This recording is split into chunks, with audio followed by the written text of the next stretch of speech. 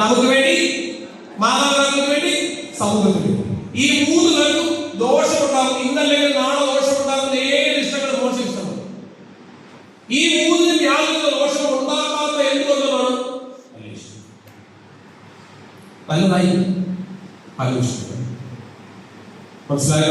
അപ്പൊ നമ്മൾ ആലോചിക്കും, നമ്മളൊരു കാര്യം ചെയ്യുന്നതിന് മുമ്പ് ആലോചിക്കണം, ആ ചെയ്യുന്ന പരിപാടി എനിക്ക്, എന്റെ മാതാപിതാക്കൾക്ക്, സമൂഹത്തിന് ദോഷം.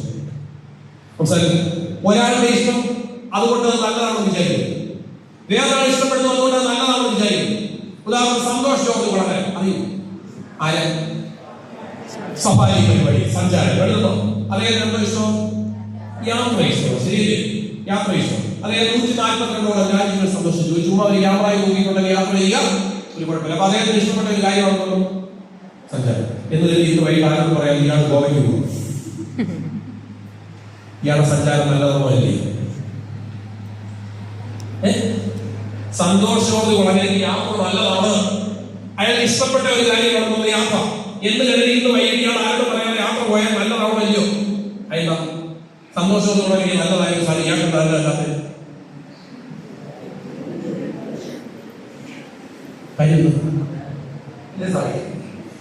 കണ്ടോ?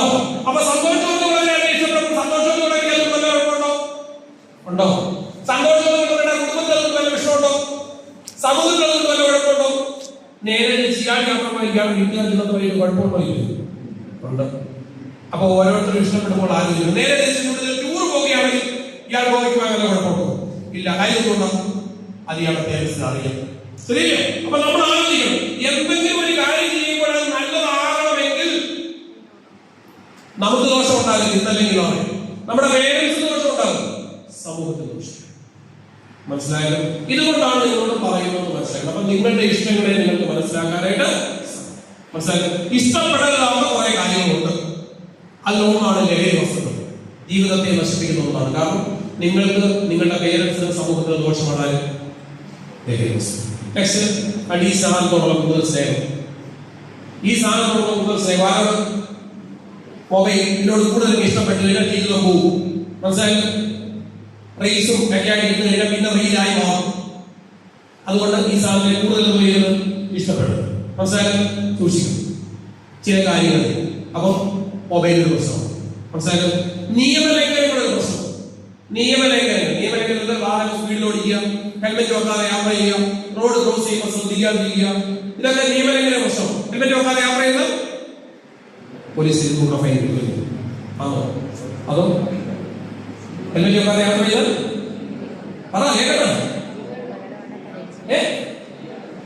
ക്യാമറ അടിക്കും. അതോ പോലീസ് ഗവൺമെന്റ് പൈസ ആണോ? പിന്നോ അപകടം ഉണ്ടാവും. തലയിടിച്ച് വീണാൽ ആർക്കും പോയി? നിങ്ങൾക്ക് നിങ്ങളുടെ വീട്ടുകാർക്കും പോയി. ശരിയല്ലോ? അപ്പം നിയമം അനുസരിക്കുന്ന പോലീസിന് വേണ്ടിയല്ല, നിയമം അനുസരിക്കുന്ന ആർക്ക് വേണ്ടിയാ? നിങ്ങൾക്ക് വേണ്ടിയാ. ശരിയല്ലോ? ഒരു റോഡ് ക്രോസ് ചെയ്യുമ്പോൾ ഇടത്തോട്ടോ വലത്തോട്ടോ നോക്കി വണ്ടി വരുന്നുണ്ടോ നോക്കി ക്രോസ് ചെയ്യും. കാരണം റോഡ് നമ്മൾ മാത്രമല്ല, ഭ്രാന്തൻ അതിലേക്കൂടെ വണ്ടി ഓടിക്കുന്നവരും ഭ്രാന്തൻ. നമുക്ക് മാത്രമല്ല ഭ്രാന്തരെ കാണിക്കാൻ പറ്റാതെ റോഡിൽ ചുമ്മാ ഇങ്ങനെ പോകുമ്പോഴേ തൊടുപുഴ ഒരു എഞ്ചിനീയറിംഗ് കോളേജിന്റെ ഫ്രണ്ടിൽ കൂടെ ഒരു ഭ്രാന്തൻ തെക്കോട്ട് വടക്കോട്ട് ഓടിച്ചു. ഒരു പാവപ്പെട്ട എന്ത് ചെയ്തു? ഒരു എഞ്ചിനീയറിംഗ് പഠിക്കുന്ന പെൺകൊച്ചിന്റെ ജീവിതം പോകും. പക്ഷേ അത് റോഡ് നോക്കിയില്ല, മറ്റേ ഭ്രാന്തൻ നോക്കിയില്ല, ഇവിടെ നോക്കിയില്ല. അനുഭവിച്ച് നോക്കിക്കോടെ. അപ്പോ നിയമം അനുസരിക്കണോ? അപ്പൊ നമ്മൾ അറിഞ്ഞിരിക്കണം, ലഹരിയെ ഒഴിവാക്കണം. ലഹരി നല്ലതല്ല. നെക്സ്റ്റ്, മൊബൈൽ സൂക്ഷിക്കണം. നിയമലംഘനങ്ങൾ സൂക്ഷിക്കണം. നീ ഒന്നുകൂടെ സൂക്ഷിക്കണം. അതാണ് ഏറ്റവും പ്രധാനം. ടോക്സിക് ഫ്രണ്ട്സിനെ സൂക്ഷിക്കണം.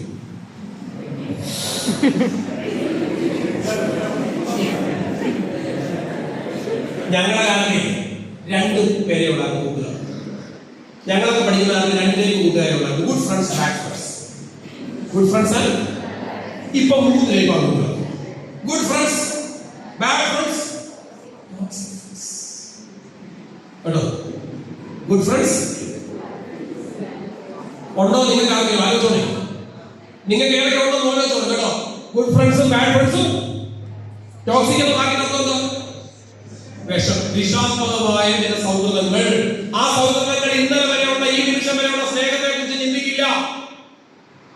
ഈ നിമിഷം വരെയുള്ള സ്നേഹത്തെ ചിന്തിക്കില്ല. ഇല്ലാതെ മനസ്സിലായി. ഒരുപാട് വാർത്തകൾ ഇപ്പോൾ കേൾക്കുന്നതിനാണ്. ഇന്നലെ വരെ സ്നേഹിച്ചവർ ചിലപ്പോൾ ഇന്ന് ചിലപ്പോൾ ന്യൂസ് കൊടുക്കും.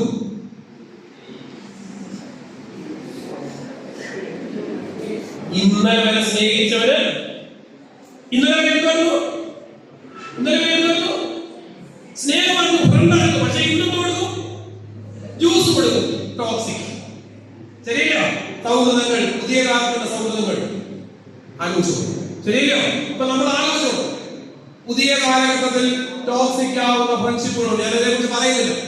അവരോ നശിക്കുകയാണ്, ബാക്കിയുള്ളവരെ അവർ പോയി നശിപ്പിക്കും. മനസ്സിലായോ? സിഗരറ്റ് വലിക്കുന്നവൻ അവനറിയാം, എനിക്കറിയാം.